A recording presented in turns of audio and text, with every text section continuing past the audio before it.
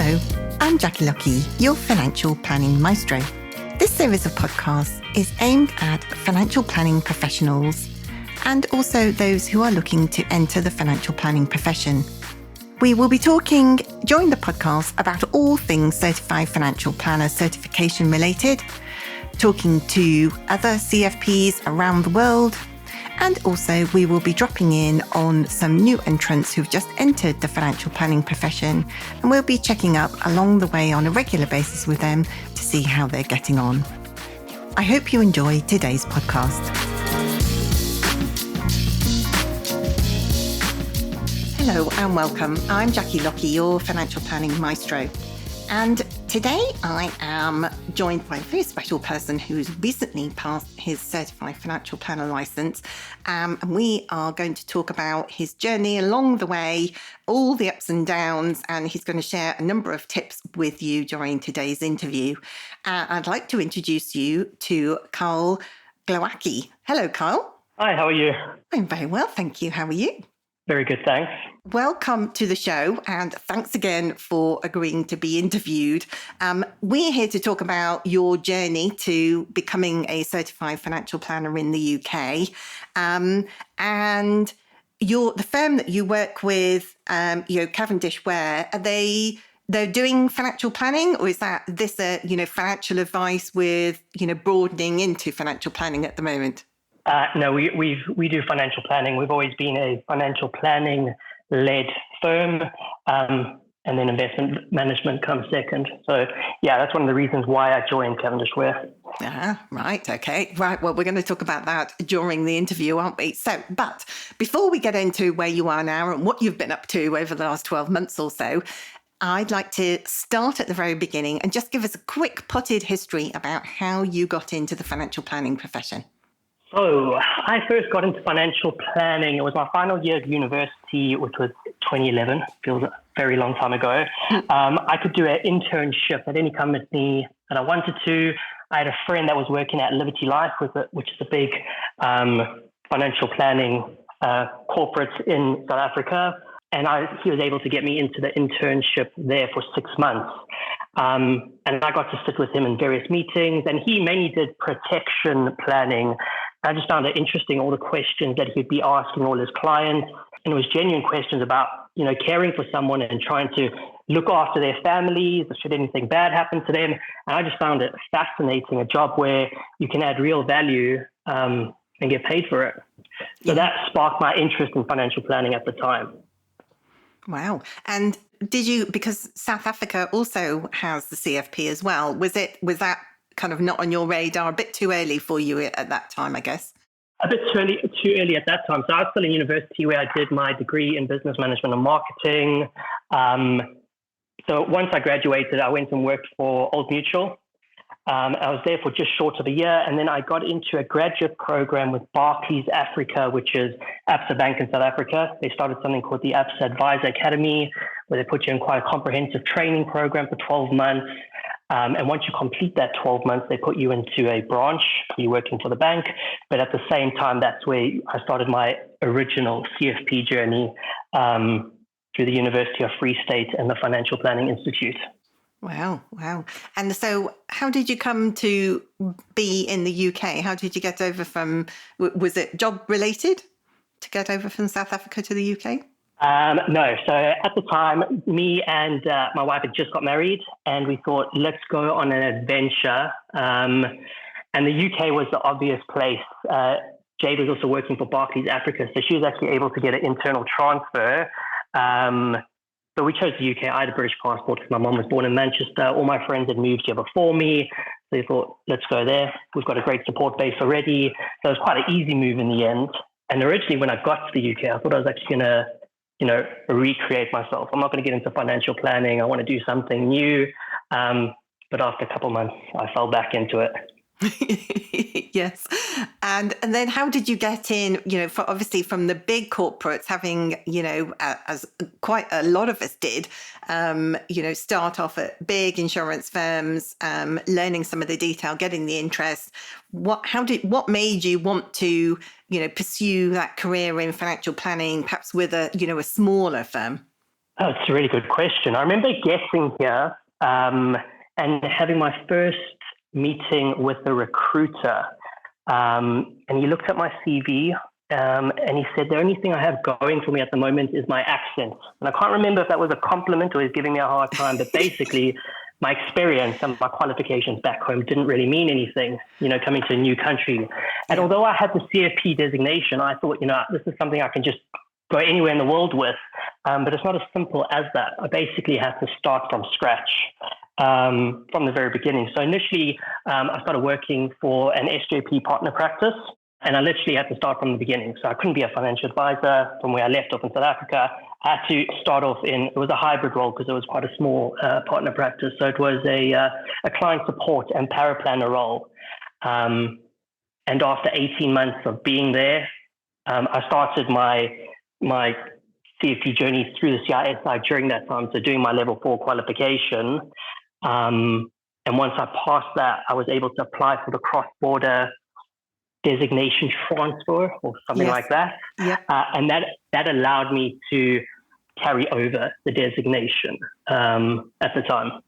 Okay. And so obviously you were a CFP. So what was there a specific reason that you embarked on the CISI Level 7 case study for the financial plan then? Yeah, I think at the time it felt, I don't know the best way to describe it. It felt almost too easy. I'd only been in the UK for 18 months. I did the 3 exams for CISI, the level 4, and I thought you've got so much more to learn and you've got the CFP designation. And I don't know if it's imposter syndrome, but I felt like, no, you got to do the full thing. If you've done CFP before, you can do the full process. So I did the level 6 and then I did the level 7. And just something inside of me saying, if you want the designation, you've got to do the full journey. Yeah. As silly as that sounds, yeah. So part of me said, let's go for it.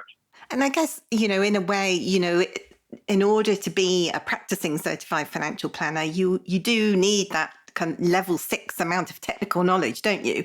And then it's about applying it.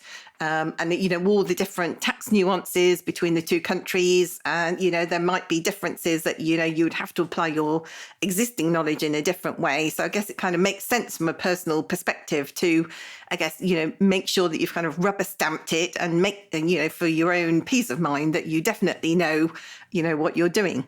Yeah, I think that's it. I think the word rubber stamped it. That's what made me just want to do the level 6 and 7, just so I could say, you know what, you really do deserve that CFP designation. You've done it twice, and that's it. Yeah, twice. Yes, there are not many people in the world, Kyle, who can say that they've done the CFP twice. So I think you stand definitely in the minority across the world on that one. So congratulations on getting that twice over. So tell us about your experience with, first of all, the level 6 exam, and then obviously we'll go into a bit more detail about the level 7. So with the level 6 exam as part of that pathway with the CISI, how did you find studying for that, and how did you find the exam itself? That's quite a few, 2 or 3 years ago that I did that. And I overall, I found the experience good. I've always had a positive experience with the CISI. I did a lot of my training or the extra exam support through Next Gen Planners. Yes. And I think you were involved in the level 6 course through Next Gen Planners. Yeah. We had the weekly meetings. And I just found that really, really helpful. It sets the expectations of what you're going to be going through, what to expect. And I always found that really, really useful. Yeah. And keeping you on track, wasn't it, really? Having that personal accountability, isn't it, to get the job done? Yeah, I think it's that, keeping you on track, but it's also, you have no idea what to expect. I think that's what I found most with the level 7. I remember registering for it, and then the CISI send over your case study, and then they also send over a sample financial plan. And I was like, oh, this is exciting. Let me open it. And when you see 60 pages, you're like, wow, that's quite overwhelming. I mean, my initial thoughts are, I don't think I can do this. Where am I even going to begin? And then once I started the course with you, I think from the beginning, you set those expectations, and that feeling of overwhelm almost just calms down quite a bit. And you're like, okay, I know what to do. Well, at least I know where to begin. Yes. Yes. And I think, it's overwhelming. And obviously in the ups and downs of doing the course, I say to everybody, don't I, at the start, you're going to love me and hate me and be frustrated by me and everything in between. And it's part of your journey, isn't it? Of those ups and downs of dealing with, what appears to be a relatively straightforward case study for the level 7, but actually the nuances, it is like doing a giant 3D jigsaw puzzle, isn't it? Yeah, it definitely is. I mean, there's a lot of moving parts in there. There's lots of different sections, and yeah, sometimes you just overthink it a bit, and it does get a bit overwhelming. But being able to break it down and have almost a blueprint of what to do was really, really helpful. Good. So let's delve into a bit more of how you find the case study. Did you have, are you the kind of person that is kind of lastminute.com, or were you pacing yourself? How did you work through the case study? Was it every evening, or did you have blocks of time that you set aside? So it was a bit of both. So I did the fast track course with you, which was really useful. It was 3 or 4 days where we was full on. Yes. Which laid the foundation. But I think after that, I probably took a week or 2 off for some reason. Work got busy, life got busy. And I remember trying to pick it up again. And I was like, I can't remember what I was doing 2 weeks ago. All of a sudden, the spreadsheets weren't making sense. I was making silly mistakes, changing the formulas, and I was almost losing track. And I was like, no, you can't have gaps in between. You can't, spend 5 hours every weekend. What I found really useful was doing a little bit every day just to keep your mind fresh, because I got in the bad habit of making small changes every single day. But I remember why I made those changes. So I could keep on track of it. Whereas when I took longer gaps and I look at the spreadsheet, I was like, why did you do that? And all of a sudden it wasn't making sense. Yes. So I just found like breaking it up, even if it was just half an hour in the morning or an hour in the evening, just constantly doing that every day was really helpful.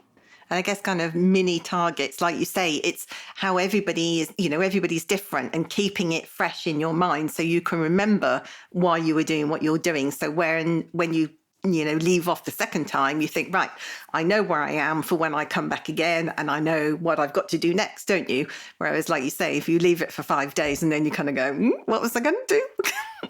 Yeah, exactly that. It's tricky, isn't it? Yeah. No, yeah, it is. And the longer you get into the process of building your plan, the more complex it begins. In the beginning, you're on Excel, you've got 4 or 5 different pages there. 3 weeks in, you've got 12, 13, 14, and it just gets bigger and bigger. So by just looking at it every day, I found it helpful because I always knew exactly what I'd done and why I did it. Yeah. And how did you find the process of building the spreadsheets? Were you familiar with Excel before you started the course with me, or was all this fairly new to you? I mean, I was familiar with Excel, but I wasn't that familiar. So there were some of those formulas which I was like, no, this is crazy. I don't think I'm going to be able to do that. But the course was really helpful. The links to videos, YouTube videos, and all of that, at least it's something that you can refer back to. So after a while, it was a lot more manageable. But I think that's what the course helps with. It just overwhelm always got in the way, that feeling of being overwhelmed. But the course just helped calm that down. And the fact that you could refer back to the videos made it really helpful. Yes. And you think, at every course I have people who kind of go, I think I'm going round and round in circles now, and actually being able to go back to the videos and go, right, okay, let me just refresh my memory when I'm walking the dog and just listen to this one again. Because I wasn't quite sure what Jackie told me, or I thought I was, but actually now I'm coming unstuck. They found it, quite valuable to be able to do that. Yeah. Yeah. It's interesting, isn't it? How everybody kind of, has their own experiences, and being able to have that confidence of being, as I said to everybody, including you on the course, you are more than capable of doing this. But it is, like you say, it's controlling that feeling of feeling overwhelmed from time to time as it comes and goes, and actually keeping up the pressure to make that forward progress as well, to stop all of that getting in the way, so you actually turn out a good example of your work, if you like, at the end for submission. Yeah, no, it definitely is. I would agree with all of that. I think, and I don't know if this was helpful, but what I did was simultaneously I built a Voyant model because I wasn't always sure if I was on track with the Excel spreadsheets. I knew what I wanted to do and I knew what I was trying to achieve, but because it's just so many numbers on all these pages, I built the Voyant side by side with it, and I knew the numbers were never going to be the exact same.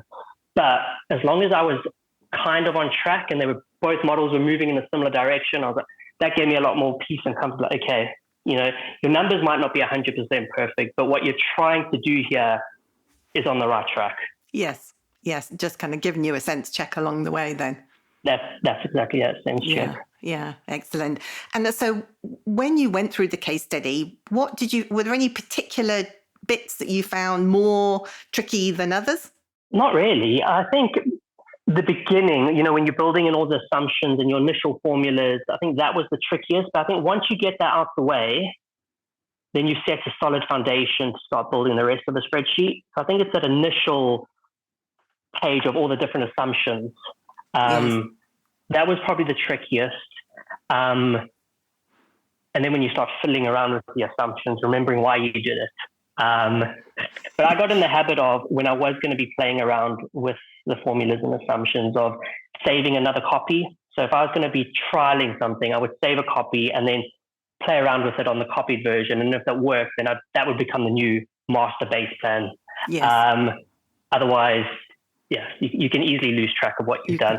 You can get in a mess quite quickly, can't you? Yes, as long as you don't end up with 10 duplicate copies. Well, and that happens. So you got to, that happened to me. I think there was about 10, but I had to label each of them and this is the most recent one used. So any tip I would give is delete the ones you don't need. Yes, absolutely. Yes, it's concentrating, isn't it? And that's goes back to time management and actually understanding how you as an individual will learn, so that you can go, right, okay, like you were saying, doing a little bit each day. And if that meant over the course of a week that you were creating, a couple of versions of that, then you knew by the time you get to the end of the week that actually you needed to delete the early ones because you were happy with what you've done. Rather than, keeping, I think that's the other fear, is that I think we all have this fear, is creating an Excel spreadsheet and then deleting it and then realizing that you needed it afterwards. Yes, that did happen a couple of times. Yes, I've done it myself. I've done it myself too. Yes, I just did it myself last week, actually, which wasn't very pleasing. But anyway, we've all been there. We've all been there. And so as you worked your way through the case study, you were just talking about assumptions there. Was that, how did you find getting your head around the assumptions at the start? Because as you said at the start of the plan, there's a lot of preparation, isn't there? Kind of building stuff and understanding assumptions and writing up your assumptions and thinking through why you're going to pick the numbers you're going to pick. Did you find assumptions, particularly, as you know, it's my favorite subject, but did you find that an easy process to take on, understanding how maybe, different firms or where you're working at the moment might not use assumptions the same way as what's expected in the assessment? I'm not sure. I found that section, in my head, the assumptions made sense, but it's for me to be able to explain it to someone else and to justify it. And that was sometimes the challenging part. So I think that's where I put probably a bit more detail of when I put my assumptions down, trying to justify each assumption, why I use that. So who was ever reading the case study, whether it's going to be the client or the person who was marking it, it made exact sense to them. So I did pay a bit more attention to that section of the case study. Yeah. And so obviously you start building your spreadsheets, and it's kind of death by spreadsheets, isn't it? For, probably a month or so of your life, all the ups and downs of doing that and adding in different assets and realizing whether you've made a mistake or not and going back and amending it and everything. So then how did you feel when you got to the end of your spreadsheets? Did you feel that, there was light at the end of the tunnel then? Yes and no. Because it didn't feel like I was ever going to be getting to the end of the spreadsheet, because I kept going back. And I think you even warned us that once you said there's going to be a certain time where you can't make changes anymore. You just got to get onto it and you got to start writing your reports and, actually writing the case study. And I didn't listen to that. I think on the day of submission, I was still making changes. But what I did throughout the whole process was I knew what all the headings of the report had to be. So although I was working on the spreadsheet, I had all the headings, on a Word document. And every time I was doing something in the spreadsheet, whatever ideas or thoughts that were going through my head, I was just jotting them down under those different headings. Yeah. So when it came to actually writing the case study, that was probably the easier part because I had a lot of information already down there. It was just ideas, but it just helped making the actual writing of the report a lot easier. Yeah. Because I had the blueprint for what I wanted to do, what I wanted to say, and why I was saying it.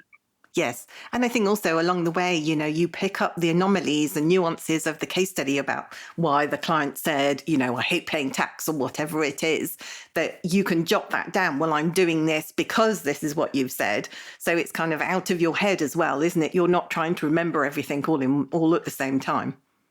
Yeah.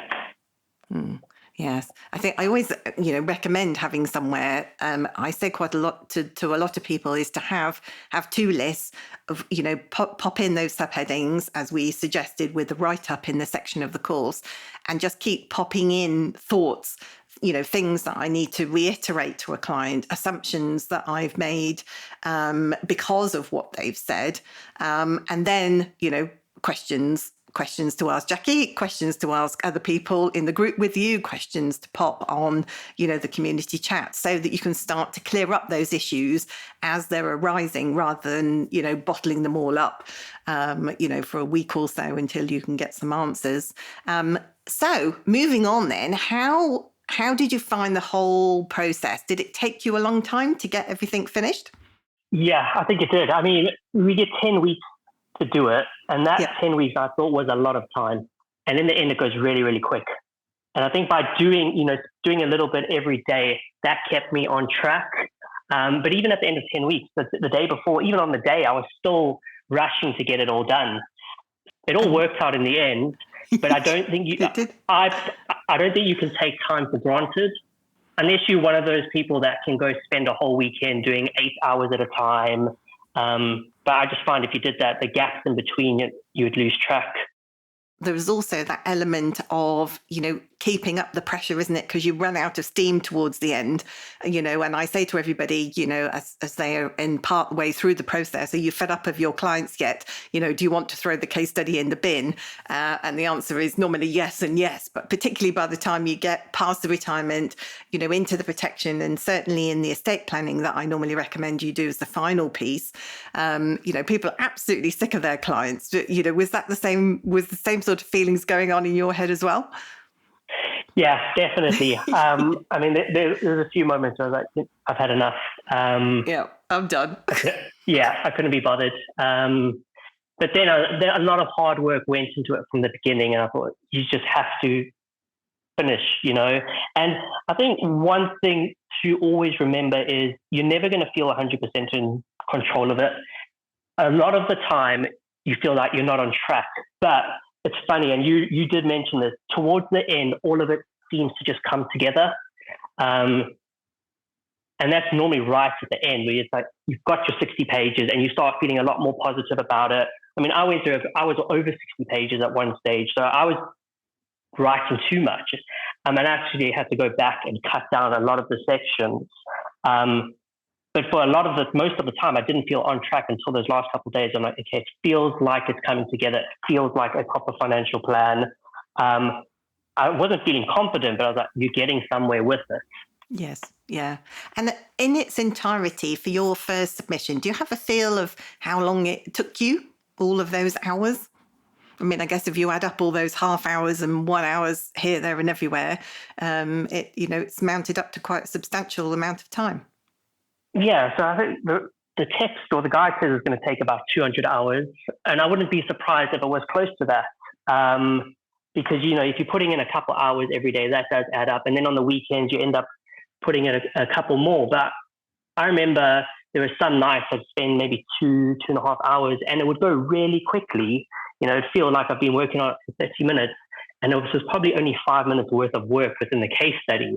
So it is time consuming. So you just got to budget that time. Yes. And I think time management is absolutely key when you start the process, isn't it? Because if you've got, we've helped a number of people who are between jobs and, they've got all the time in the world, still manage to feel the pressure of running out of time. But actually, if you're holding down a full-time job, then it's even more important your time management skills seriously come into play, don't they? Because like you say, you've only got 10 weeks. And if it's taking you in the region of 200 hours to do, 20 hours a week. And obviously we know from, the ups and downs of the way the work ebbs and flows, that actually it's not going to be 20 hours a week in a linear fashion, is it? It's going to go up and down each week that goes by. Yeah, exactly that. What I found quite useful was, I'm one of those people that can wake up early. So I'd be getting up early hours in the morning, about 5:30, putting in an hour or two, and then making my way to work. And at least I knew, great, I've done my hours for the day. It's a good start to the day. But even throughout the day, it would be funny how you'd be doing something else and all of a sudden the case study pops in your mind and you got to quickly jot down what you're thinking. Even I remember being in bed sometimes, I felt like I was dreaming about it. In the morning, go write it down, play around on the spreadsheet. So yeah. Yeah. And you're not the only person who dreams about their client or their case studies. But well done for confessing all of that. But you're definitely not the only person who said that to me. So looking back now on the process, you submitted your plan for the assessment. Then what happened? So I remember submitting it, and a part of me actually felt quite disappointed. I was like, you had those 10 weeks, you did the crash course, you managed to get it in probably half an hour before the submission timeline. And I was like, I felt fine. I didn't feel confident at all. So the day that I got the pass mark, I can't even remember how long you wait, but I remember getting the email and I was quite surprised. I was like, oh, wow, okay, that's nice. That's a good feeling. I passed. But I wouldn't say I felt confident at all when I submitted it. So yeah, it was a pleasant surprise. Yes. And at the end of the day, Kyle, a pass is a pass. So congratulations on passing, particularly on your first submission. That's no mean feat when you think about that the average overall pass mark for a first submission, particularly without a course, is around 20%. Then to get a first time pass is phenomenal and reflective of all of your hard work and effort that you put into it. So congratulations again. Let's talk about now you've had a few months since you have passed and time to reflect on all of the process and the things you've learned, maybe the things you've learned that you think, actually, I could improve the way that I give advice in the future, or maybe you've learned things and you think, actually, I wouldn't want to do that again. So tell me about all of those things. Looking back now, has it helped you improve yourself as a person? Do you feel like you could become an even better financial planner, or has it changed the way that you give advice in your business? So I wouldn't say it's changed the way I give advice or the way I work because it's the second time doing the CFP. I learned a lot of these skills at a much younger age, although working within the bank environment, you don't always do holistic financial planning. But being at Cavendish Ware, it's always been the way. So I think by doing this again, it's reconfirmed the skills I have and how I help my clients, and probably just improved it. So yeah, it's definitely been beneficial. Yeah. And do you find that some people have told me that in client meetings, particularly, that it's improved the way the extra questions that they might ask clients. So if a client says, oh, I want to achieve a particular thing at a certain age or whatever, it's allowed them, going through the process has allowed them to perhaps see a little bit further down the track and pause in that moment and ask the client a few more questions than perhaps you otherwise would have done. Do you think that has something similar happened to you, or not so much? No, I definitely would agree with that. I think by doing the case study, it just helps you look at each client in a different way and maybe ask questions maybe you wouldn't normally ask, or see things from a different point of view. But I think overall it builds that confidence to ask those other questions. I think that's definitely what the qualification has helped with, that confidence to ask the right questions. Yeah, that's great to hear. That is great to hear. And so we are nearly out of time for our interview today, but I'm sure that you have some tips. So if you've got any tips to share with our listeners today who are perhaps either part of the way through their process or, have stumbled on the level 6 exam and haven't passed yet, who maybe need a bit of a pickup, or people who are generally interested in becoming a certified financial planner, what tips would you offer them? The first tip and the biggest tip would be get help. So do a course. I'd highly recommend the fast track course because that lay the foundation from day one. Like I said earlier, when you get the case study and you look at a sample financial plan, it's overwhelming. But when you go to that course and you can set the expectation for the next 10 weeks, that just sets out the path. And I found that really, really helpful. So that would be the biggest tip. Don't take time for granted. Don't say, I'm going to spend my whole Saturday, because you never know what's going to be happening on that Saturday. Rather break it up into smaller amounts, whether it's going to be doing 1 or 2 hours a day, but just be consistent at doing that. Build that blueprint of, like I said, I had the Word document with all the various sections already there as the headings. And whenever a thought comes to your head, just write it under each one of those headings. Just so when it comes to actually writing the report, all your thoughts and ideas are already there for you. You just need to add meat to the bones, really. And I think it's important I found this useful, that you're never going to feel on track the whole time. It would only come, that final stage of the last couple of days where it all comes together. And you warned us about that. Like, in the end, it all comes together. It makes sense. All the puzzle pieces come together and you start seeing the final picture. So if you ever are feeling overwhelmed and it feels like you're not getting anywhere, just be patient, just follow the process. And in the end, it all comes together. In the end, a very good advice to end our podcast with. It all comes together in the end. Kyle, it's been an absolute pleasure to talk to you today. Thanks very much for joining me. Thank you for having me on your podcast. It's been a pleasure. It's really interesting, isn't it, to listen to different people who have different experiences of gaining their certified financial planner certification, or maybe developing the financial planning profession at large. If you know anybody who you think might be interested in listening to any of these podcasts, then please do pass on our details. That's it for me. I hope you've enjoyed today's episode. See you again soon. Bye for now.